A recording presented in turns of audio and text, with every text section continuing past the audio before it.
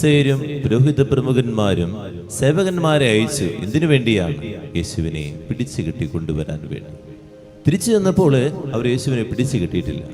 അപ്പോൾ അവരോട് ചോദിച്ചു, നിങ്ങൾ എന്താ ചെയ്യാത്തതെന്ന് ചോദിച്ചപ്പോൾ അവർ പറഞ്ഞൊരു വാചകമുണ്ട്, ഇവൻ സംസാരിക്കുന്നത് പോലെ ഇതുവരെ ആരും സംസാരിച്ചിട്ടില്ല എന്നുള്ളതാണ്. ചിന്തിക്കേണ്ട കാര്യത്തിലേയുള്ളൂ.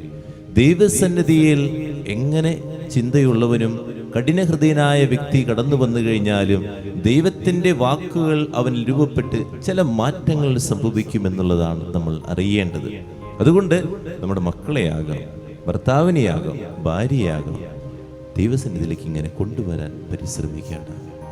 ദൈവം അവരെ തൊടും, നമ്മളറിയാതെ തൊടും.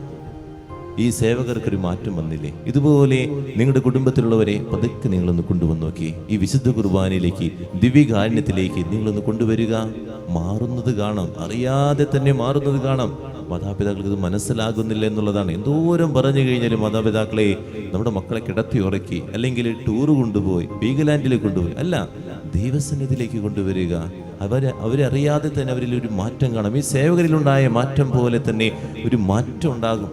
നിങ്ങളുടെ കുടുംബങ്ങളിലെ കുറേയേറെ പാട്ടുകളും കാര്യങ്ങളൊക്കെ കുറച്ച് സമയം ഒന്ന് ദൈവവചനം ഒന്ന് വെച്ച് നോക്കി, നല്ല നല്ല ടോക്കുകളൊന്ന് വെച്ച് നോക്കി. കുടുംബത്തിൽ സമാധാനം വരുന്നത് കാണാം, കുടുംബത്തിൽ മാറ്റം വരുന്നത് കാണാം, സ്നേഹം നിറയുന്നത് കാണാം. കുറച്ച് സമയം നമ്മൾ അങ്ങനെ ഒന്ന് ചെയ്തു നോക്ക്. ദൈവം സംസാരിക്കുന്ന വാക്കുകൾ നമ്മുടെ കുടുംബങ്ങളിലെ, അതുപോലെ യാത്രകളിലെ, അതുപോലെ കേൾക്കാൻ വേണ്ടി നിങ്ങളെ കൊണ്ടുവരിക. അപ്പോൾ അവരിലൊക്കെ ഓരോരോ മാറ്റങ്ങൾ കാണാം. അങ്ങനെ മാറ്റങ്ങളുള്ള വ്യക്തികളായിട്ട് മാറ്റാൻ നമുക്ക് സാധിക്കും. നമ്മളൊന്നും ചെയ്യേണ്ട ആവശ്യമില്ല, ഒരു കാര്യം മാത്രം ചെയ്താൽ മതി, കൊണ്ടുവരിക. ദൈവം ഉള്ള സ്ഥലങ്ങളിലേക്കൊക്കെ കൊണ്ടുവരിക. ദൈവം അവരിൽ ഇങ്ങനെ അറിയാതെ പ്രവർത്തിക്കും. വിട്ടുകൊടുക്കുക. നമ്മളിങ്ങനെ വിഷമിച്ചിരിക്കുന്ന സമയം, വേദനിച്ചിരിക്കുന്ന സമയം, സങ്കടപ്പെട്ടിരിക്കുന്ന സമയം, മറ്റൊരു സ്ഥലങ്ങളിലേക്കാണ് നമ്മൾ ഓടിപ്പോകേണ്ടത്. ഈ സക്രാരിയുടെ മുമ്പിലേക്ക് വരിക.